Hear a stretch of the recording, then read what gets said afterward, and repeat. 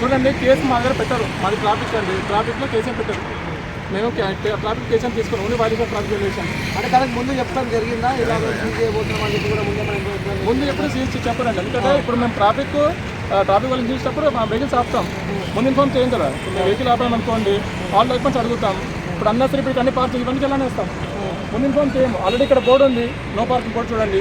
మీరు అన్నట్టు అక్కడ చూడండి, ముందు రోజు నేను వెహికల్ చలానేస్తాను, రెగ్యులర్గా వెహికల్ పార్క్ చేస్తున్నారు, ట్రాఫిక్ జామ్ చేస్తాను చెప్పి ఆల్రెడీ ముందు పార్క్ చేస్తాను. మీకు రిపోర్ట్ నేను మొన్న చేశాను ఆల్రెడీ, ఆయన కాదు వాళ్ళు వినాలి కదా. సో కాబట్టి అది నేను ఫస్ట్ మీరు అన్నట్టు ఇన్ఫర్మేషన్ ఇవ్వమండి. ఎప్పుడు కూడా ఇన్ఫర్మేషన్ అనేది ఎవరైతే వెహికల్ డ్రైవ్ చేస్తారో వాళ్ళకి తెలిసి ఉండాలి. ఎప్పుడైతే మీరు డ్రైవింగ్ లైసెన్స్ తీసుకుంటారో ఎక్కడ పార్క్ చేయాలి, ఎక్కడ చేయొద్దు అవన్నీ ఆన్లైన్ ఎగ్జామ్ ఉంటుంది తెలుసుకోవాలి. కానీ కాకపోతే ఇక్కడ అయినా కానీ మేము ఇక్కడ నో పార్కింగ్ బోర్డు పెట్టాం చూడండి, అయినా కానీ ఆల్ వెహికల్స్ ఆర్ పార్కింగ్, అది for 1 or 2 minutes secondary. Okay. So next మరి ఎప్పుడు ఆ వెహికల్ సీలింగ్ నుంచి బయటకు ఎప్పుడు వచ్చే అవకాశం ఉంది? సో ఏ విధంగా దాని కార్యాచరణ ఉండబోతున్నారు? ఏం లేదండి, జస్ట్ ఆ వెహికల్ ఆర్టీకి రాస్తాము. యాజ్ పర్ ఇంకోటి కొంచెం మోడిఫికేషన్ లాగా ఉంది వెహికల్ కూడా. అంటే ఏదైతే వెహికల్ మనకి షోరూమ్స్ వస్తుందో అది కాకుండా మోడిఫికేషన్ తగ్గితే పర్మిషన్ తీసుకోవాలి. అది మేము ఆర్టీలో క్లారిఫై చేసుకొని వెహికల్ ఇచ్చేస్తాం, అదే ప్రాబ్లం. మేమేం పర్మిషన్ క్యాన్సిల్ చేయలేదండి, మేము అసలు వెహికల్ షాప్నే టచ్ చేయలేదు, మేము ఓన్లీ వెహికల్స్ టచ్ చేస్తున్నాం. అన్నెసరీగా అతను మా మీద చెప్తున్నాం, కానీ అసలు కనీసం మేము ఫుట్పాత్ ఎక్కామా అంటే 1 more సార్, ఇక్కడ ఏదైనా షాపు భారీ ఎత్తున నడుస్తుంది, సో దానికి జీహెచ్ఎంసీ నుంచి ఎలాంటి పర్మిషన్స్ మినిమం పర్మిషన్స్ లేకుండా కూడా నడిపిస్తున్నారు. డైలీ ఒక టర్న్ ఓవర్ చేస్తున్నారు, దాదాపు మంత్లో వచ్చేసి 5 lakhs టర్న్ ఓవర్ దాకా ఉంటుందని ఆమె చెప్తున్నారు. రెండు వాటిలో జీహెచ్ఎంసీ కూడా చర్యలు తీసుకోవాలండి. ఆల్రెడీ మా మా డిస్ట్రిక్ట్ అది కూడా ఆల్ కూడా మేము రికార్డ్ చేస్తున్నాము. ఎవరు అన్నట్టు జిహెచ్ఎంసీకి లెటర్ పెడుతున్నాము, కంబైన్ ఆపరేషన్ తీపేస్తాం, ట్రై చేస్తున్నాం.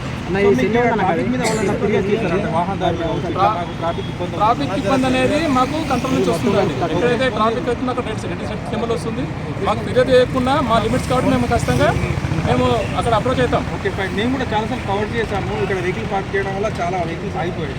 సో దీనికి ఏంటంటున్నారంటే కొందరు పోలిటిక్స్ అంటే రిలీజియన్ అంటే సంబంధంతో మాట్లాడుతున్నారు, ఇది కావాలని చేయించారు పాలిటిక్స్. సింపుల్ అంటే పాలిటిక్స్ కాదు, ఇక్కడ చెప్తానండి.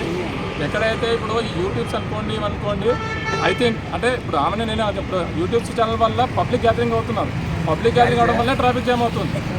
మీరు చూడండి ఈ ఫుట్పాత్ అంతా ఇంత నిలబడ్డారు, సో వాళ్ళని చూసి ఇంకొకరు అంటే తన వల్ల కొంచెం ఏముంది, కానీ మిగతా వాళ్ళ పబ్లిక్తో కూడా ఎక్కువ ఇష్యూ అవుతుంది. అందువల్ల మేము రావాల్సి వస్తుంది తప్ప అక్కడ పర్సనల్ ఇష్యూ ఏం లేదు. అక్కడ ఇంకోటి ఇక్కడ ఫుడ్ బ్లాక్ చాలా షాప్స్ ఉన్నాయి కాబట్టి parking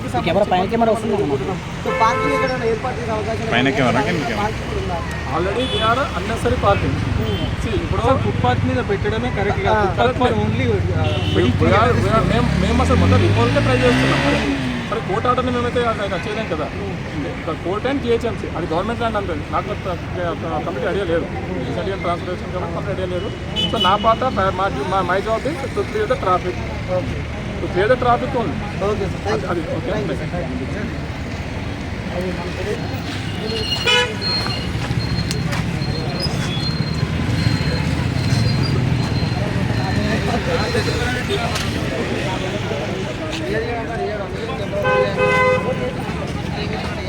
Kalyan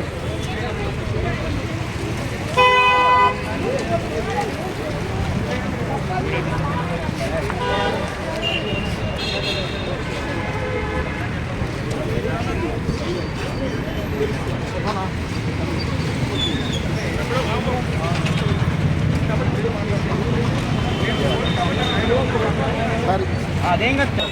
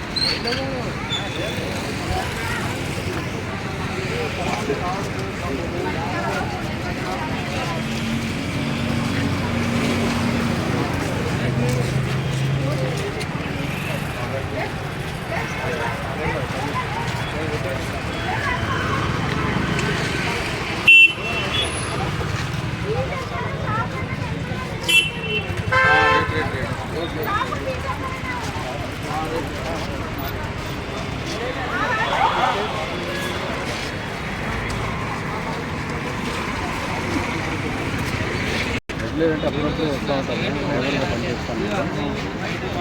national driver welfare association working president Telangana state. Okay.